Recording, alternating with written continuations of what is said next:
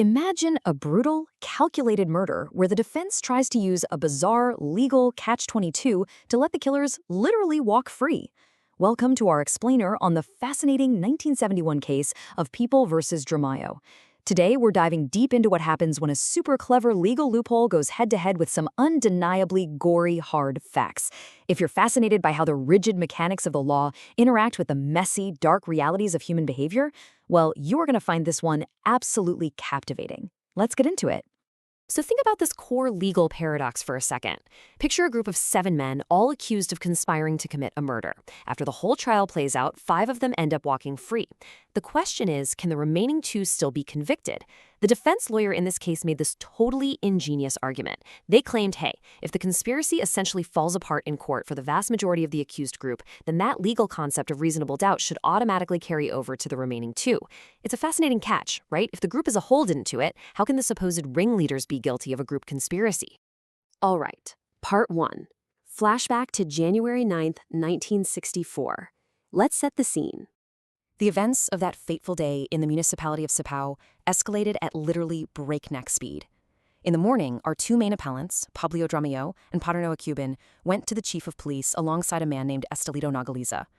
Dramayo and Cuban basically offered to be witnesses for a robbery that had happened at Estelito's house 5 days prior. But the police flat out rejected them. Why? Because as it turned out, Dramayo and Cuban were actually the prime suspects in that exact robbery. So realizing Estelito could actually be a star witness against them, Dramayo pivots. He invites a group of men for a drinking session behind the local schoolhouse at 7 p.m. And it was right there that Dramayo hatched a dark plot to ambush Estelito. That nighttime ambush was executed with just chilling precision, which ultimately led to a highly suspicious discovery by the police the very next morning. Now, you have to understand, this wasn't some random crime of passion. It was a calculated execution designed specifically to silence a witness. As Estelito was returning from Supper Pow, the group spotted him. Dramayo approaches the victim super calmly and just asks for a cigarette. It was a deliberate, chilling distraction.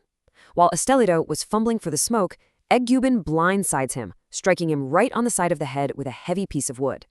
As the victim lay prostrate on the ground from that massive blow, Dramayo descends on him, inflicting repeated fatal stabs with a short, pointed bolo. Adding a really dark sense of irony and honestly pure audacity to the tragedy, Dramayo's behavior the next morning was truly disturbing.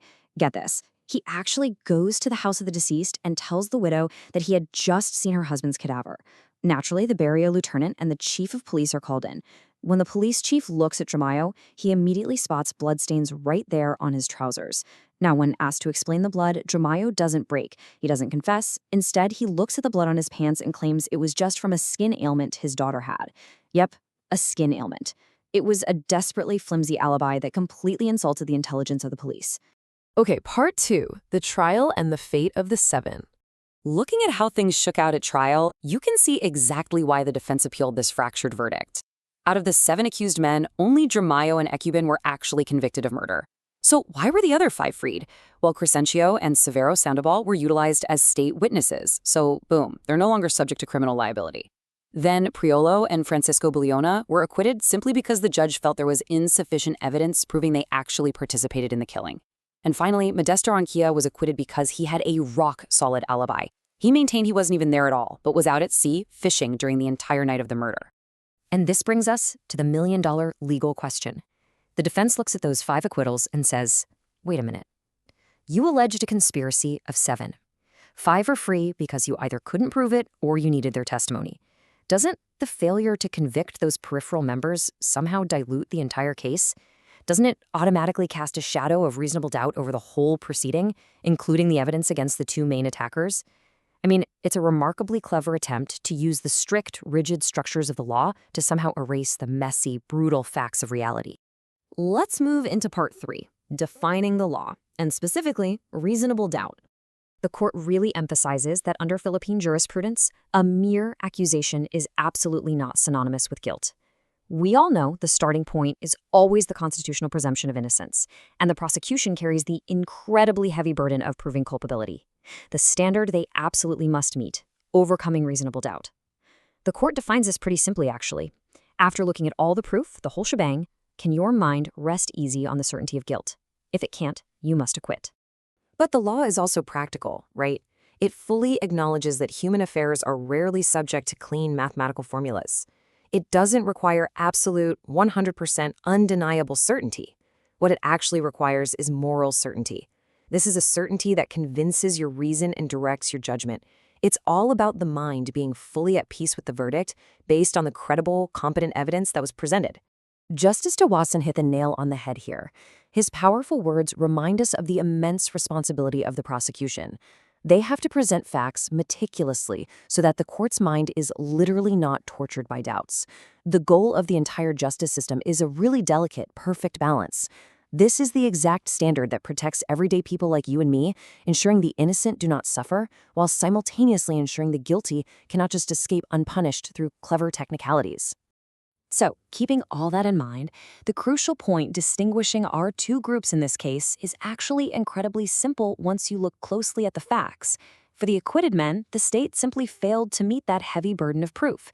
The judge had genuine, reasonable doubt about whether they actively helped in the actual killing. But for Dramayo and Ekeben, there was zero doubt. None. They had a blindingly obvious motive. They needed to kill Estelito to stop him from testifying against them in that robbery case. Furthermore, there was direct, highly credible witness testimony pinpointing exactly how they orchestrated that cigarette distraction, swung the heavy wooden club, and plunged the bolo. The judge easily achieved moral certainty regarding the guilt of those two specific appellants. Part 4. The Supreme Court Verdict. Let's see how this wrapped up. So, did the Supreme Court buy the defense's super clever arguments? In a word, no way. Justice Fernando completely dismantled the appeal. The court definitively ruled that a legal technicality cannot and will not override hard, undeniable evidence.